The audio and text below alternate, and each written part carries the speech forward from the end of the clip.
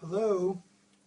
Today I would like to really speak to collectors of books, antique collectors, and show some of the different types of binding and the problems we have both with the covers. As you can see, here's a book from the 16th century, but the cover is really in very bad condition. And here's a book, a cover from the 18th century, and also in pretty bad condition. And a cover here from the 17th century in parchment, also in pretty bad condition. What can really be done with these? And then I would also like to discuss what can be done if the front page of the book is missing. How can we add that in that it should look like an original in the book? First we'll start with the covers. This cover is really in very bad condition. Now there are two possibilities. Either use part of the original cover in some way, or make a completely new cover and possibly use some of the old cover mounted onto the new cover. In this case, the cover is in such bad condition, both in front and in back, that there's nothing really that can be done. The only thing that can be salvaged here is maybe the wooden cover that is here, and even that is not even enough. I would use new cardboard. The important thing is that I want to make the book in the exact style of what the book was originally. So if the book had raised bands here, and this is where they have them, I will make the book with raised bands. And I will make the book with a design as you see over here. I have one very similar. And the lines that are here done in blind without gold, I would reproduce those as well. So what I would do is I would remove these covers. We're not speaking now about what I would do with the book. We're speaking now with the covers. I'd remove these covers. I would measure them out exactly, make brand new covers, antique the leather to look old, stamp with a die in the middle, and I have many of those with ones very similar to the one that is here. Make exactly the same number of raised bands that you see over here. Do in the back exactly in the same way. Usually the back has less design than the front, although in this case I think the front and the back were basically the same. Bevel the binder's board, the cardboard at a 45-degree angle as you see here, so that when the book is finished, it will look very much like the original book. Now, the second option is, if the cover is in fairly good condition, also ripped and the die isn't on here and everything else, but the leather is still more or less covering the whole book, there are two options. One is, and let's use this as an example. Here, the leather is all here except missing on the edges, and the die has come off here.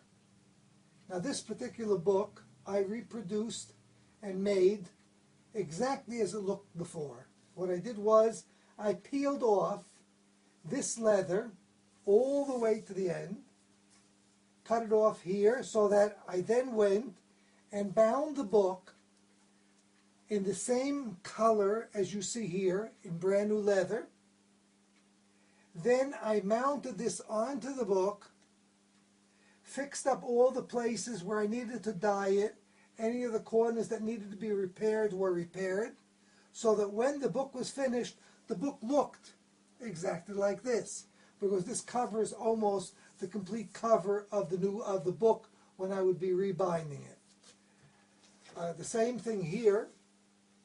Well, two things can be done here really.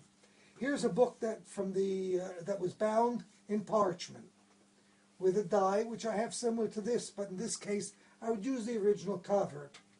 What I would like to do, if the cover were in better condition, but the spine has come off, is I would like to cover it with parchment around the spine, peel under the parchment here, and then the book would look like it did originally, using the same cardboard.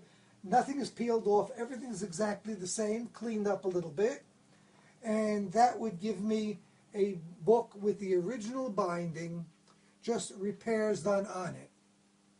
This was done many years ago, maybe 100, 200 years ago. Someone did repair, but what they did was they cut the parchment off here, they peeled under the parchment and ran a piece of leather around to the back of the book. The problem is the leather didn't match the parchment, and the leather immediately fell apart after a number of years, as happens with leather of this type, and the end result is the book again fell apart. The other option is the same option as I mentioned that I could do with this book, is I could cut this off, make a book bound in parchment, and then mount this onto the front and the back cover onto the back. And therefore the book would have a brand new binding, but would be in the same style as the original binding. That's about binding of the books. Now let's look at another problem. And that problem is, there's a page missing in the book. What I would do is I would then go to a collector or libraries and find a copy of that page and make the copy. Unfortunately, what happens is when you make a copy from an old page, a lot of the dark spots and everything comes out. There's almost no way to get rid of it. So here's a copy of a book from Krakow, about 250, 300 years old. Now what I'm going to do, and this is the size of the book. Now what I'm going to do is I'm going to take and cut out this over here, cut completely so I can get rid of all this dark stuff that's along here, and there I have a copy of exactly this.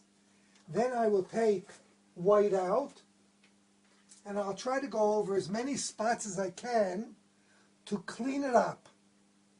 And once it's cleaned up, I will then make another copy of it, and this is the copy that I made.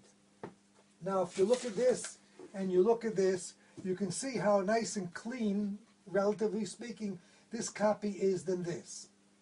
Now that's not the only thing that I'll do. I will either copy it, for example, on a rag paper, so that I get an off-white, which probably the original book was, or I can even do one better. I have a collection of paper from 200, 300, almost 400 years ago.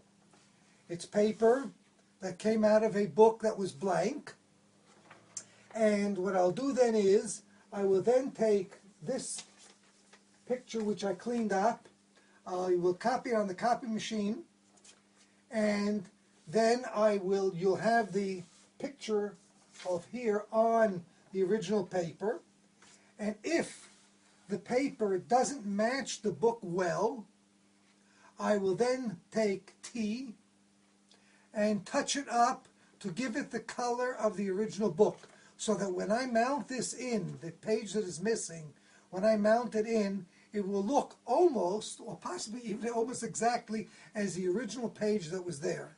Now not only the front page of the book, but sometimes there are other pages missing in the book. I can get a copy of those pages, either from a library or from a collector.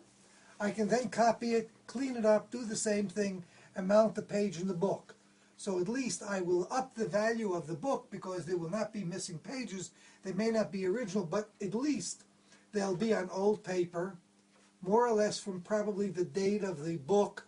I will try. I have papers from 100 years ago and papers from over 300 years ago, as this one is, and that will give the collector a book that is much more complete and therefore much more valuable. And it's very important to try to do things that look like the original, because if you take a book that has a relatively decent cover, an old one, and you cover it with a brand new cover, you've lowered the value of the book. So I will never replace the cover unless the cover requires replacement. Then I will try, if possible, to use parts of the original cover. And if I don't succeed in that, I will then try to copy the style of the original cover onto the old book.